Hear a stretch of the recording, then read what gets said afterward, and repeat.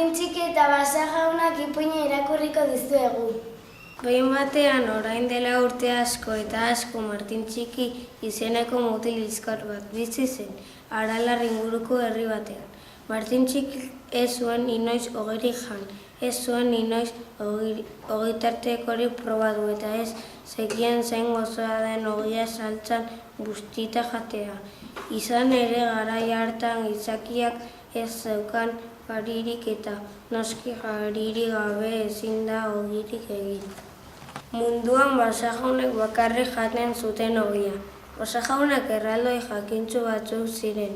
Aralarko mendietan bizi ziren eta haiek bazeukaten garia, baina gizakiek ez zieten eman nahi izaten. Behin Martin Txiki etxeko atarian eseri eta pentsatzen jarri zen.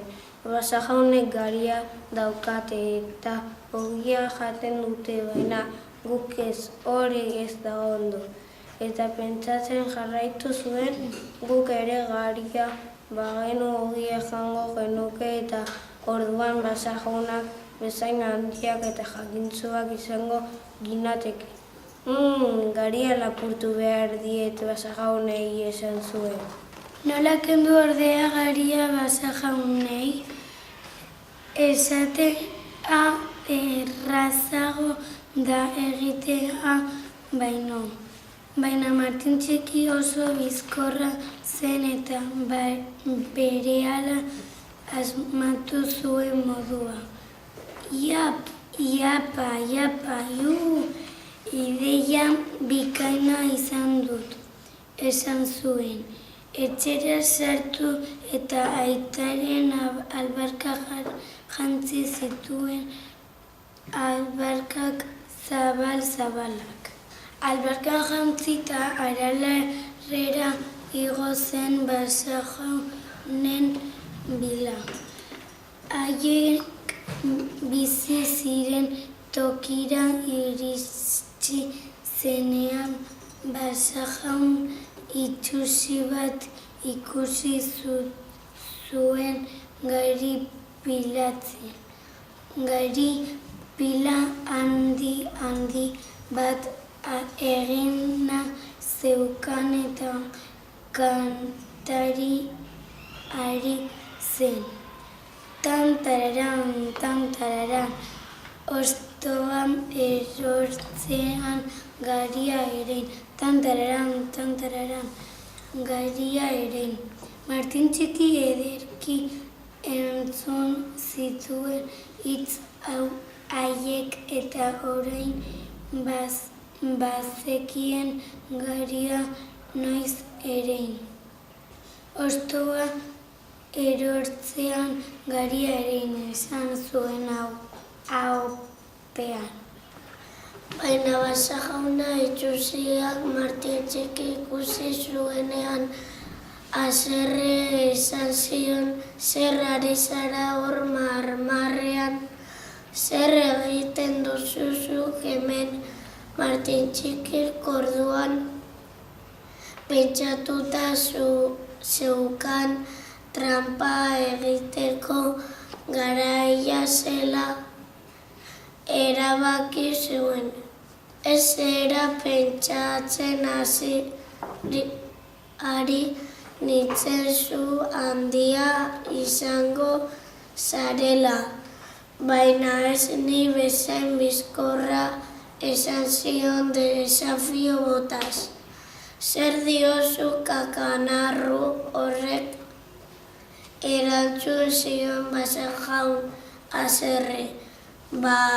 Nizuk, baina salto handiagoa egiteko gai naizela. Ja, entzun alduzue hori, esan ziren garrasika Basa jaun itsusiak bere lagunei. Martin Txiki gari piloa seinalatu esan zion zu barre egin, baina ezetz salto batez gari pilo horren gainetik Pasatu nik bai, baina zuk ez. Erantzun zion arro, Basa jaun itxusiak. Horren seguru baldin bazaude egin dezagun proba esan zion Martin txikik.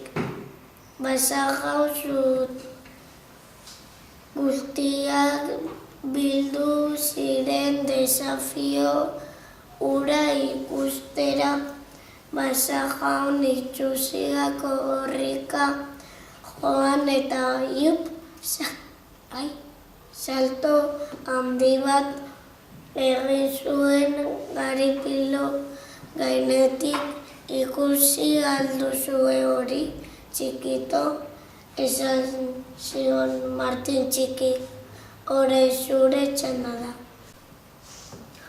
Martin txiki ere salto egin zuen, baina gainetik salto egin beharrean zapla, garipiloaren erdian erori zen, bere abarka zabalaiekin. Garipiloa ilora erori zenean, gariale batzuk sartu zitzaizkion bere abarka barrura.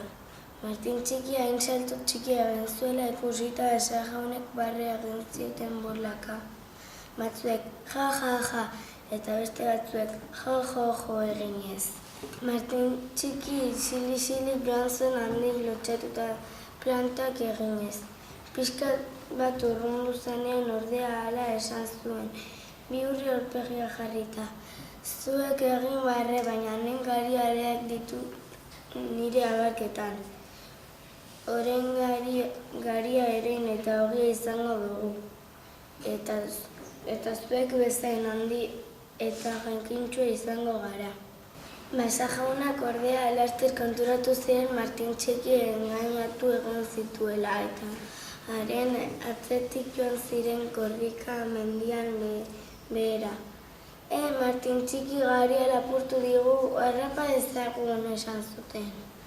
Basa jaun batek aizkora botaz zion, baina Martin txiki makurtu egin zen eta aizkora zuhaitz batean sartu zen.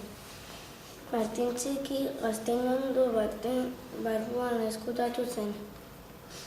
Basa jaunek ez zuten aurkitu ahal izan, eta bilatzean asperturik handia alde egin zutenean Martin txiki herrira jaitsi zen korrika. Herrian bere abarketatik gariale atera zituen, eta herritar guztiei dei egin zien. Zatozte denok, garia lortu dut. Herritar guztiak herriko plazan bildu ziren eta oso pozik jarri ziren. Baina agure zahar batek ala esan zuen. Nik bai Basa jaun bati entzun diot, esan zuen Martin txiki. Ostoa erortzean garia erein, esan du. Alaxe lortu zuen Martin txiki garia. Gero haren herrikoek garia erein eta uzta jaso zutenean ogia egin zuten. Eta guk ere Martin txiki esker jaten ditugu ogitarteko goxoak.